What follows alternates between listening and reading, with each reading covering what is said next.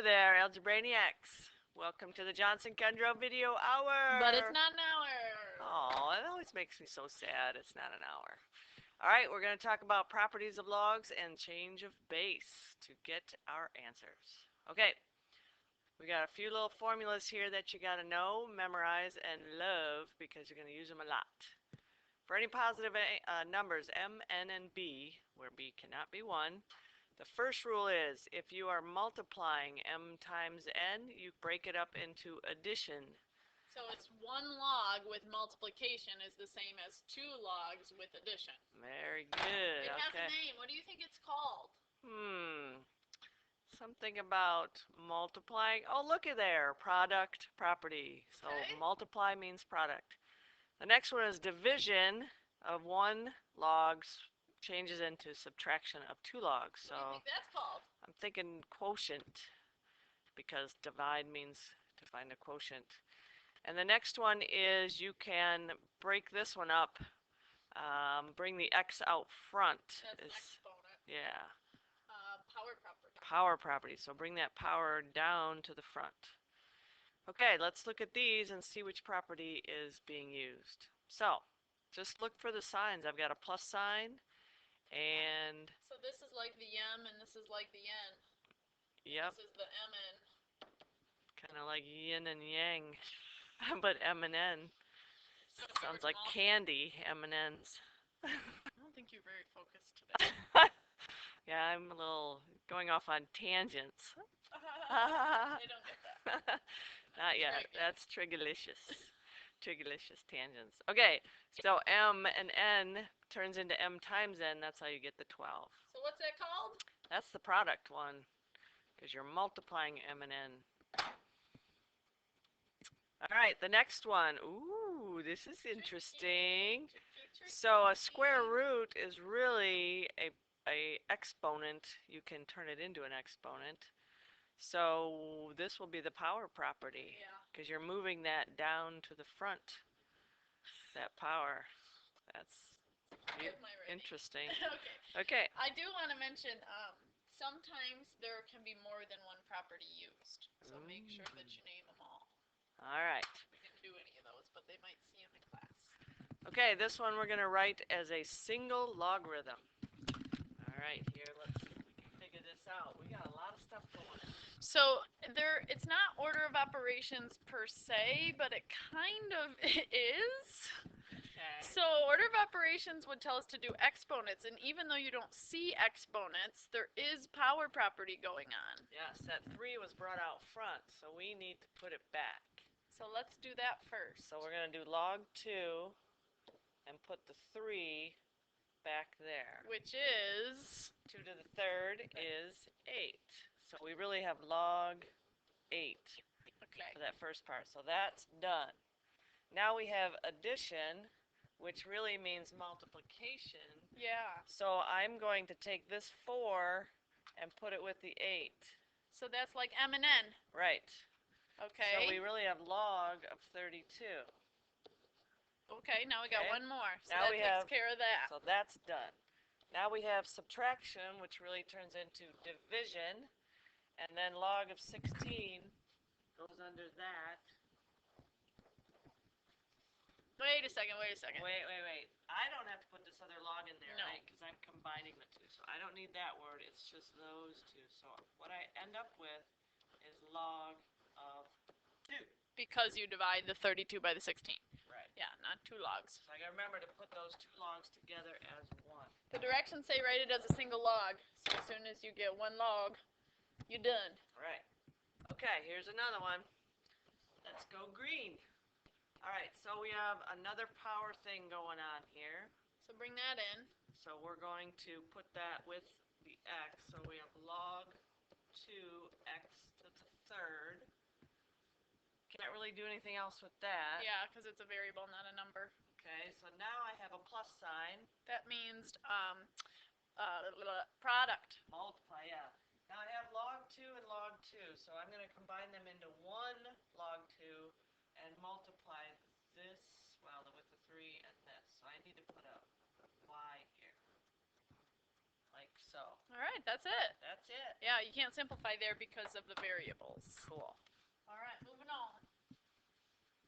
So here's going the other way, starting with one logarithm, and then use the properties that you Ah, I see quotient. I want to turn that into subtraction. see. Right, so this is m and n. M and n in the property said that you would take two different logs and put subtraction in between. Notice that we put the same base on both of them. Right, so you're kind of splitting it into 2 log 5s. Right. Okay. Right. Okay, so there's actually a couple things going on here. There is multiplication, which would tell us to do the product property, but there's also a 4. Power. Now, does that 4 apply to the 3? It only is next to the R, so So that means we got to split up, and this is log base 10, it's the common log, so you don't need to write the base. I'm going to split up the products first, and then this has to come out in front because of power property, so the final answer would be log of 3 plus 4 log of R, and it's only in front of that log because of the power just applying. all right. Ooh. Ooh, a couple of powers going on. Yep, the 3 goes with the A and the 4 goes with the B, and there's product in between. So I'm going to do it all at once here. The 3 is a power. Log base 7 of A, and then the product part means addition. 4 goes in front of that guy with the B. All right. They don't have to do it at once. Yeah. And once you get used to this, it goes a little easier. Okay, we got to pop over and teach them a little new formula here. So Before we do these, Yep. okay. Jump So ahead. this is called the change of base formula, and what it's going to do is allow us to use our calculator to solve logarithms. We've done some evaluating in the past by hand, but that doesn't work if the exponents aren't like whole numbers or fractions or something like that. So this will allow us to evaluate logarithms, meaning finding the value when they're not base 10. Okay, so there's a log button on the calculator here. The formula says log base b, so remember that's a base, that's a smaller number, of m is equal to log base, here's my m and here's my b, but look, we are incorporating this new c. And you get to pick the c. Whatever's convenient. And the calculator only does base 10. So our c is going to be 10 all the time. Nice. Right, so let's show you what we're doing here. So use change of base formula to evaluate log base 3 of 15. So this is my base, and this is my m type number. Okay, change of base formula says that we can evaluate this by taking log base whatever we want, and we want to do base 10 so we can use the calculator of the bigger number, and when I say bigger I mean The physically M. bigger, Mhm. yep, over log of, what was it, 3. Okay, and then we can type this in the calculator, just got to make sure that you use parentheses. Can you cancel there, the 15 and 3? You cannot do that with logarithms. Because it's not really 15, it's the log of 15, which is a Right. decimal. When you type this in the calculator, when you hit log, it opens the parentheses for you, so you have to close that, Oh. and then you can hit divide, start a new logarithm, and then do the 3. Then you'll get the right answer. And we round to, I believe we do 4 decimal places, so we're going to practice your rounding too. Yeah. If you have your calculator handy right now, try it. Make sure you're getting the same answer. Yes. All right, so that will be the, and this is why we weren't able to do these by hand before. Yeah. An irrational number, we won't be able to find an exponent that would work there. Yeah, we want to be rational as Let's- much as we can. All right. Let's try another one. You tell me how to set it up here. All right, the bigger number goes on top, so log of 400 over log of 5. And then they're just typing it in the calculator, and we Right. picked base 10. So log of 400, close the parentheses, and then divide log 5. And that should be 3.7227. When we get into class, you should, if you don't have your calculator at home, you should try to type these in just to be sure you know what you're doing with the calculator. So now what we're going to do is use, first of all, use the properties that we've learned in this video, and then use change of base formula. Okay, what properties you see I there? see a minus sign, so we're probably doing division. So let's write it as a single log first. So log base 4 of 64 over 16, what is that? 4. Log base 4 of 4. And then we want to find out what that's equal to. We probably could do this by hand, but now that we know that handy dandy change of base formula, let's use that. Log of the Big guy, 4. yep, this one, over Log of the little 4. this one. And what do you get there? Well, it's just 1, because anything over itself reduces to 1. So you don't really have to do it on the calculator. Ooh, this is looking a little more complicated. So what properties do you see?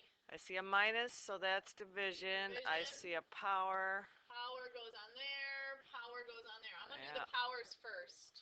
Log 5 of 1 to the 1/2 power minus log 5 to the second. So let's simplify these. What's a 1/2 power?